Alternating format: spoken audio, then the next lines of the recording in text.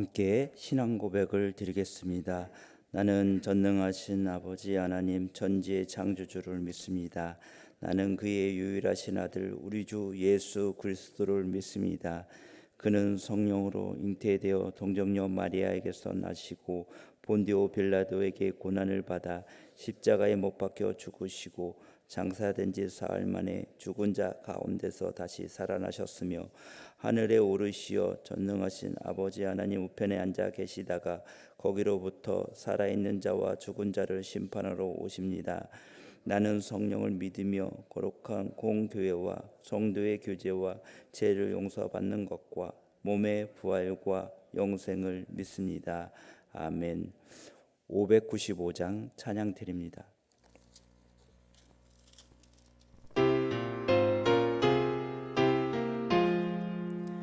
나 맡은 본분은 구주를 높이고 문영혼 구원 얻도록 잘 인도함이라. 부르심 받들어 내 형제 섬기며 구주의 뜻을 따라서 내 정성 다하리. 주 앞에 모든 일 잘 행케 하시고 이후에 주님 배울 때 상 받게 하소서. 나 항상 깨어서 늘 기도드리며 내 믿음 변치 않도록 날 도와주소서.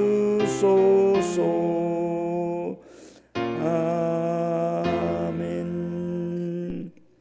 이 시간 기도 제목이 3개가 있는데 우리 기도 제목을 한번 제가 읽어드릴 테니까 읽고 주여 삼창하고 기도하겠습니다. 첫째 기도 제목은 성지순례 중에 바울의 영성을 체득하고 주님을 헌신하며 섬기게 하소서. 둘째 제목은 우리에게 지혜와 계시의 영을 주셔서 하나님을 알아가는 지식이 깊어지게 하소서. 셋째 제목은 이 시간 말씀을 통해 하나님의 음성을 듣고 삶 속에서 실천하게 하소서. 주여 세 번 외치고 기도합니다. 주여 주여 주여. 사랑의 주님, 이 시간 아버지 감사합니다. 하나님 한잠을 깨워주시고 또 이렇게 나와서 하나님께 첫 시간을 예배드리게 하심을 감사드립니다. 하나님, 저희들 늘 부족하고 연약한 부분들이 많이 있지만 하나님 그 중에서도 하나님 저희들 항상 붙들어 주시고, 그래서 하나님 저희들의 삶이 온전히 하나님을 따라 살아가는 우리 신앙들이 될 수 있도록 인도하여 주옵소서. 성지순례 중에 있습니다. 바울의 깊은 영성을 체득하고 돌아와서 주님을 섬기고 헌신하며 또 섬길 수 있도록 인도하여 주옵소서.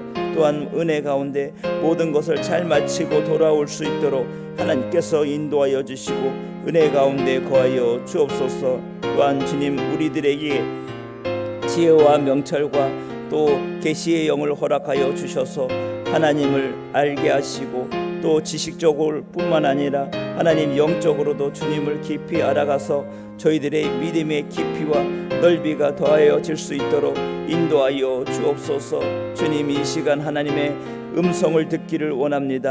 하나님, 저희들 삶 속에서 하나님 방황하고 있습니다. 하나님, 이것을 할까 저것을 할까 고민하고 있습니다. 하나님께서 하나님 이 시간 말씀을 통하여 깨닫게 하여 주시고 그 말씀대로 살아갈 때 큰 역사가 일어날 수 있도록 인도하여 주옵소서. 주님, 이 시간 함께하여 주실 줄 믿습니다. 아멘.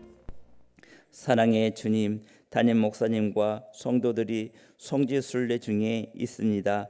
바울의 선교지에서 주님을 사랑했던 믿음과 복음의 뜨거운 열정을 마음속 깊이 새기게 하시고 평생 주님을 위하여 헌신하며 섬기게 하여 주옵소서.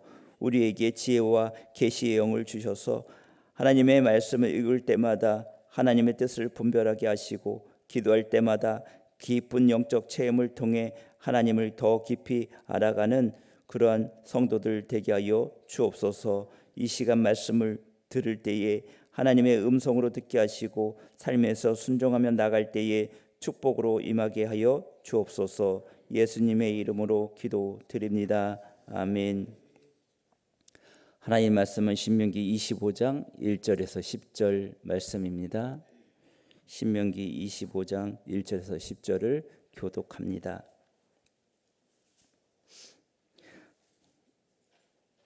사람들 사이에 시비가 생겨 재판을 청하면 재판장은 그들을 재판하여 의인은 어렵다 하고 악인은 정죄할 것이며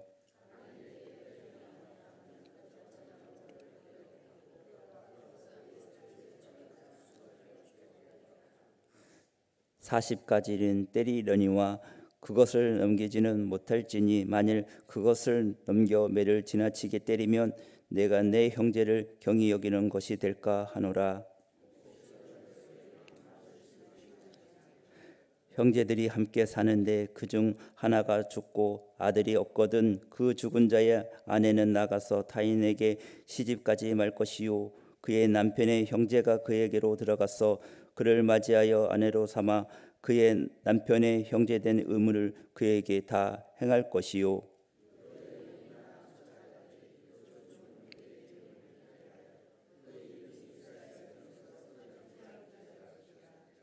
그러나 그 사람이 만일 그 형제의 아내 맞이하기를 즐겨 하지 아니하면 그 형제의 아내는 그 성문으로 장로들에게로 나아가서 말하기를 내 남편의 형제가 그의 형제의 이름을 이스라엘 중에 있기를 싫어하여 남편의 형제된 의무를 내게 행하지 아니하나이다 할 것이요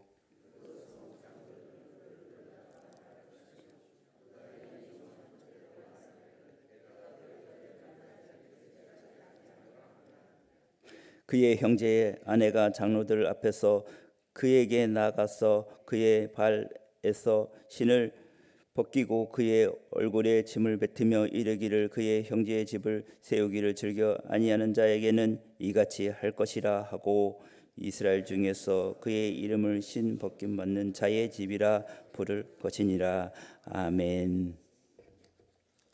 선진국일수록 약자를 보호하고 개인의 인격을 소중하게 생각합니다. 이것은 기독교에서 영향을 받은 것으로 모든 사람이 평등하게 보호받을 권리가 있음을 시사하고 있습니다. 오늘 본문에서 사회적 약자와 기업을 보호하시는 하나님의 모습이 나타나 있습니다. 하나님은 어떻게 약자를 보호하셨는지 오늘 본문을 통해서 살펴보고자 합니다. 첫째는 엄중한 징벌 중에도 자비를 베풀라라는 것입니다. 사람들이 사는 곳에는 항상 갈등이라는 것이 있고 분쟁이라는 것이 있습니다. 이 분쟁을 조절하는 것이 재판입니다. 2절에 한번 보겠습니다. 사람들 사이에 시비가 생겨 재판을 청하면 재판장은 그들을 재판하여 의인은 의롭다 하고 악인은 정죄할 것이며, 재판의 핵심은 이거입니다. 의인은 의롭다, 그 다음에 악인은 악하다라고 정죄하는 데 있습니다. 그런데 재판관이 뇌물을 먹으면은 악을 선하다라고 말을 하고 선을 악하다라고 이렇게 말하게 됩니다. 구약 시대에도 재판상에 그 부정이 있었고 재판관이 타락하여 돈에 매수되어서 그러한 사례가 있다라는 것을 우리는 여러 성경을 통해서 알 수 있습니다. 지금이나 예나 지금이나 재판을 어지럽게 하는 것은 범죄이자 하나님의 공의에 위배되는 행위이다라는 것을 우리는 알아야 합니다. 그래서 고대 이스라엘의 형벌에 대해서 좀 말씀을 드리겠습니다. 사형과 체형과 벌금형이 있는데요. 체형은 매를 때리는 태형과 다른 사람에게 해를 입힌 대로 형벌을 가하는 동해 보복형이 있습니다. 동해 보복형, 우리 그 레위기에 보면은 어떤 사람의 눈을 이렇게 때렸으면 너도 그만큼 때리라 이렇게 나와 있죠. 정확하게 말하면 동해 복수법이라고 말을 합니다. 근데 그렇게 하기가 쉬워요, 어려워요? 어렵죠. 내가 얼마나 맞았는지 잘 모르는데, 그죠? 사람에게는 복수심이 있어서 그거보다 더 크게 때리려고 하는 그런 심리가 있잖아요. 그런데 이렇게 있다라는 거예요. 근데 태형이라는 게 있습니다. 태형을 좀 더 살펴보면 태형이라는 것은 뭐냐면 매질을 하는 거예요. 매질. 조금 오래된 그 함무라비 법전에는 매를 60대 때리라고 합니다. 60대. 그리고 아수르 법전에는 매를 40에서 50대를 때리라고 합니다. 여러분, 매를 5대만 맞아도 어떻게 됩니까? 뼈가 흔들리게 됩니다. 그죠? 우리 옛날에 뭐 이렇게 곤장을 때리는 것처럼 그렇게 때리면 엉덩이가 난리 나겠죠. 근데 오늘 성경에서 보면은 뭐라고 써 있냐면 3절에 보면은 40대를 넘기지 말라라고 써 있어요. 40대를 넘기지 말라. 3절을 제가 읽어봅니다. 40까지는 때리려니와 그것을 넘기지는 못할지니 만일 그것을 넘겨 매를 지나치게 때리면 내가 내 형제를 경히 여기는 것이 될까 하노라. 40대로 자제한 이유가 무엇일까? 범죄자에게 품위를 지켜 달라라는 거예요. 우리가 생각할 때는 저 사람은 죽어도 마땅한 사람인데 무슨 범죄자에게 품위가 있겠습니까? 라고 말할 수 있지만 하나님은 품위를 떨어뜨리지 말라라는 거예요. 여러분들 한 60대 정도 맞으면 사람이 어떻게 될까요? 막 노폐물도 나오고, 그죠? 뭐 보기 흉한 것도 나올 거 아니에요, 그죠? 그러니까 그런 것을 보이지 않도록, 암만 죄인이지만 그런 것을 보지 않도록 좀 품위를 지킬 수 있도록, 다른 말로 한다면 그 사람의 인간의 존엄성을 좀 지켜줘라, 이런 말씀을 하고 있습니다. 바울은 자신이 40에 하나 감한 매를 5번이나 맞았다라고 합니다. 그러니까 39대죠. 39대짜리를 5번 맞았다. 고린도후서 11장 24절 유대인들에게 40에 하나 감한매를 5번 맞았으며 이렇게 말하고 있습니다. 사실 여기에 신명기 12장부터 26장에 나오는 것을 우리는 신명기 법전이다 이렇게 말을 합니다. 신명기 법전은 한마디로 이야기한다면 레위기에 있는 법전은 아직 모압 땅까지 오지를 않았어요.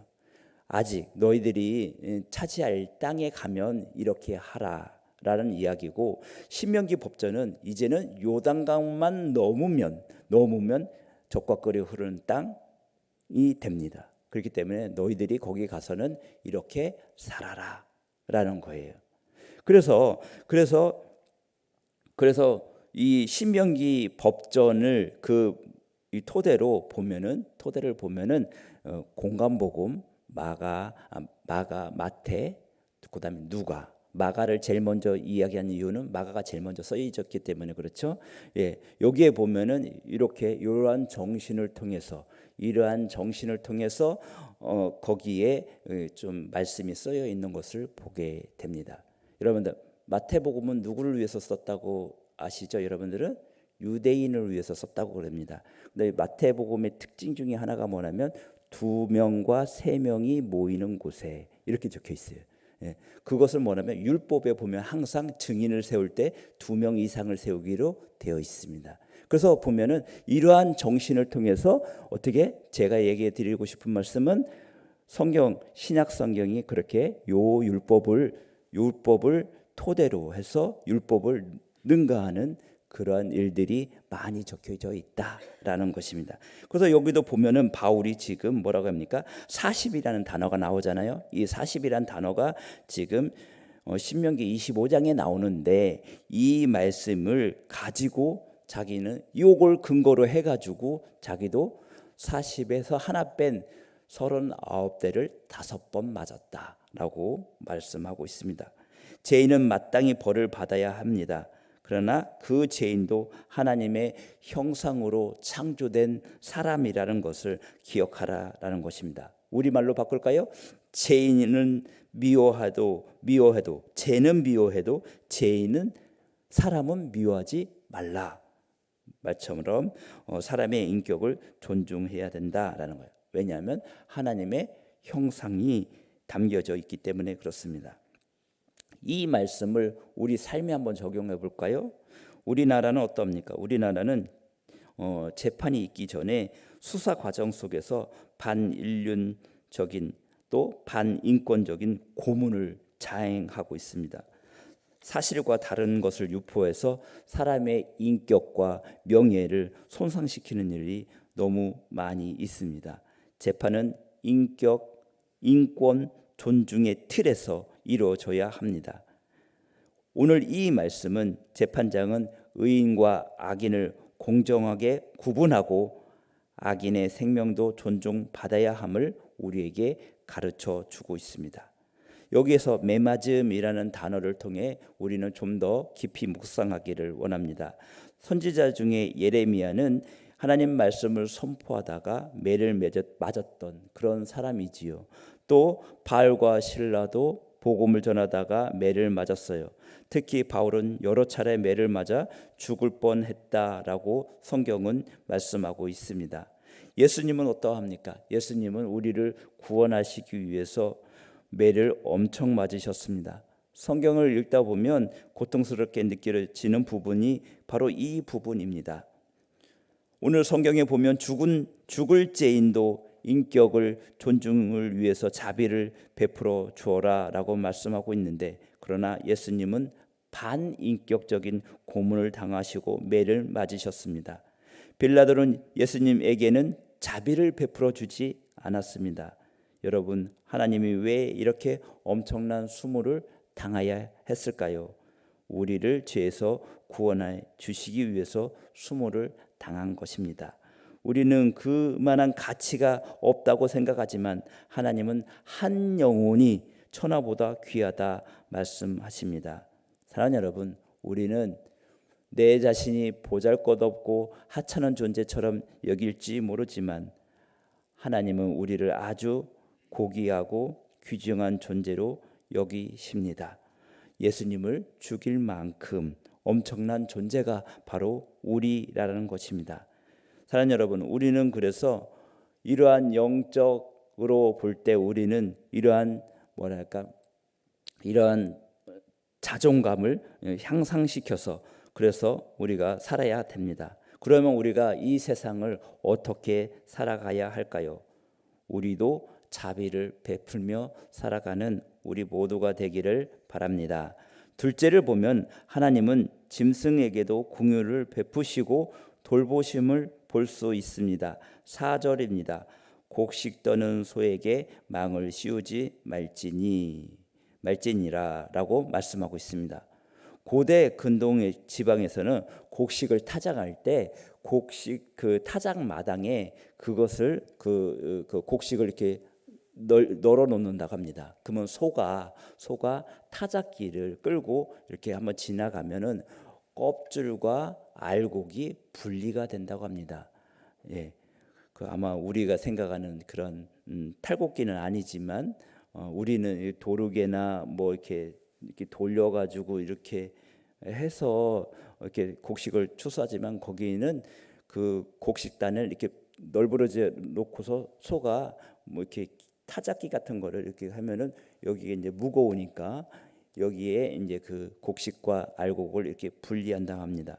그러면 이 과정에서 소들은 자연스럽게 자기 발 아래에 있는 곡식을 먹게 되겠죠, 그렇죠? 먹게 되고 주인은 그것을 방지하기 위해서 입에다가 이렇게 망을 씌우게 됩니다. 그런데 하나님은 곡식 떠는 소에게 입에 망을 씌우지 말라라는 것을 말씀하고 있습니다. 수고하는 소에게 충분히 곡식을 먹을 수 있도록 허락하라라는 것입니다. 고대부터 지금까지 소를 이용해서 이렇게 타작하는 것을 보게 됩니다. 소가 배고프면 당연히 곡식을 먹을 수도 있습니다. 그런데 일부 주인들은 소가 이렇게 일하다가 멈춰 서는 것이나 또 혹은 곡식이 아까워서 소에다가 이렇게 망을 씌우는 것을 보게 됩니다. 저도 어렸을 때 저희 아버님이 소로 이렇게 밭을 갈다가 소가 지나가다 풀을 이렇게 뜯어 먹으면은 이렇게 빨리 가라고 이렇게 하는 것을 여러 번 보았고 또 그런 모습들을 이렇게 망이 항상 씌워져 있는 모습들을 어렸을 때 다른 가정에서도 많이 보았습니다. 이 말씀은 소에게 너무 잔인하게 하지 말라라는 것입니다. 이스라엘은 서로 긍휼과 배려를 베풀어 줘야 하고 이 긍휼과 배려는 사람에게만 베풀 것이 아니라 말 못하는 짐승에게도 베풀라라는 말씀입니다. 하나님은 노아와 언약을 맺을 때 사람은 물론이고 동물에게도 이 언약이 포함되어 있음을 알게 됩니다. 십계명 중에서도 안식일 규례에서도 보면 사람뿐만 아니라 육축까지도 아무 일도 하지 말라고 또 그리고 쉬라고 명령하셨습니다. 소의 입에 망을 씌우지 말라는 것은 비록 짐승이라도 수고한 대가를 받는 것이 마땅하다라는 것을 우리에게 가르쳐 주고 있습니다. 이 말씀은 예수님께서 일하는 자에게 아주 중요한 말씀으로 사용하셨는데요. 예수님은 마치 일하는 소에게 망을 씌우지 않는 것처럼 복음을 전하는 자들에게 너무 인색하게 하지 말라. 복음을 전하는 자에게 사역의 대가로 필요한 사례를 충분히 공급받아야 된다라는 말씀으로 말씀하고 있습니다. 이것을 여기에 국한하지 말고 좀 더 우리 넓게 적용하면은 고용주는 고용인에 대하여 그들의 수고와 노력에 정당한 대가를 지불해 주어야 된다. 어떤 사람이라도 비인격적인 대우를 받아서는 안 되며 그들의 인권을 철저히 보호받아야 된다라고 이렇게 적용할 수 있습니다. 이 말씀은 말하지 못하는 짐승까지도 하나님은 정말로 관심을 보이시고 하나님의 사랑이 얼마나 광대하고 구체적이며 또 섬세한지 우리에게 가르쳐 주고 있습니다.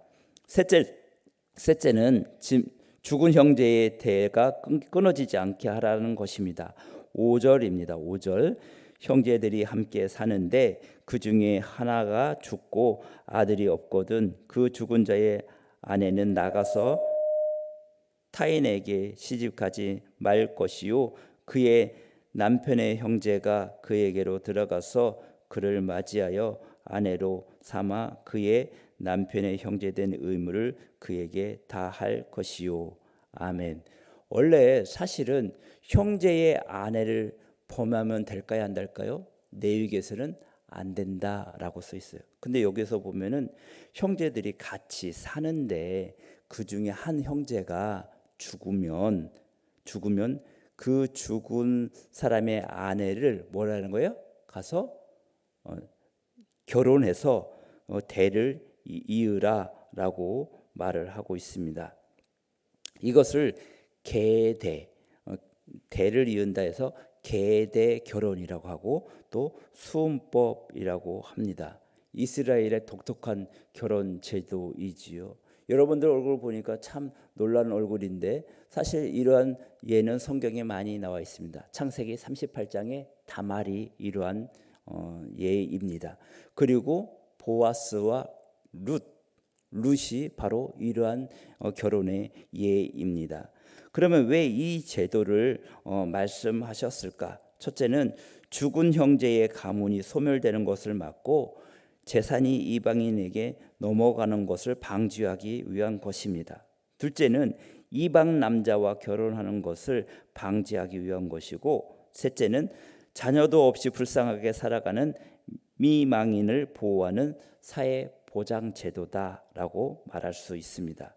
수은 제도는 현재 관점으로 볼 때 비윤리적인 것으로 생각할 수 있지만 고대 사회에서는 매우 중요한 그 가문의 보존 방법이었다라는 것입니다. 좀 더 구체적으로 살펴보면 만일 남편의 형제가 결혼을 거부하게 되면 어떻게 될까요? 형제의 아내는 장로를 찾아가야 했습니다. 7절을 한번 보겠습니다.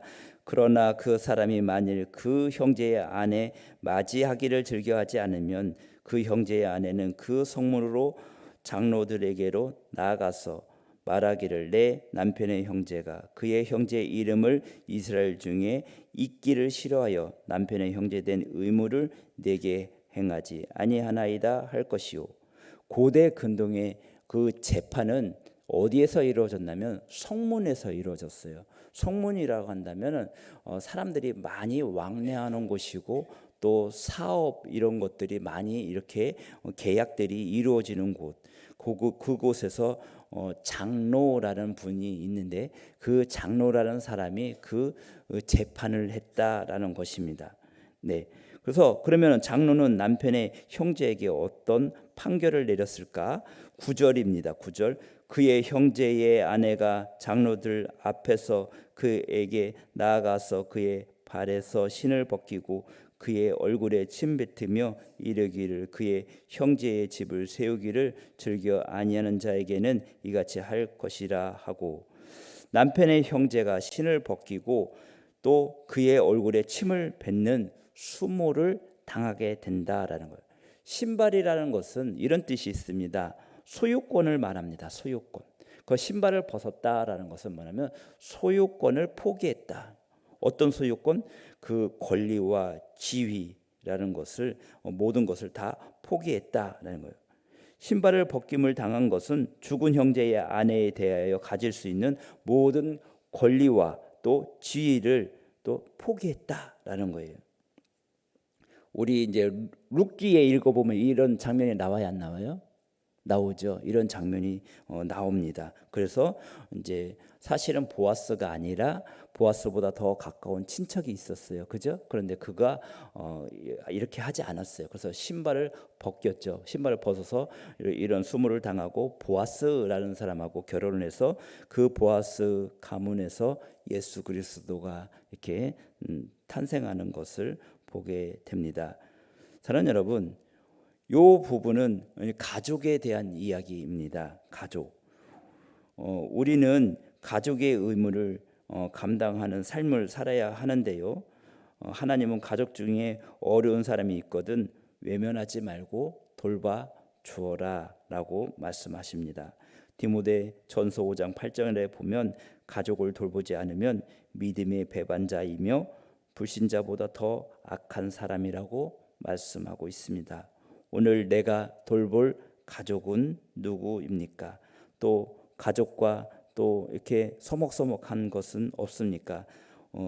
하나님은 가족을 돌보라라고 이렇게 말씀하십니다. 결론입니다. 하나님과 같은 마음으로 사회적인 약자를 돌보고 사랑하고 섬김으로 건강한 공동체를 만들어 갑시다. 하나님의 백성으로 책임과 의무를 이행하며 신실한 하나님의 사람으로 살아갑시다. 오늘 내가 보호해야 하는 사회적 약자는 누구인지 살펴보고 그들과 함께 도와서 하나님의 나라를 세워가는 우리 거룩한 성도가 되기를 주의 이름으로 소망합니다.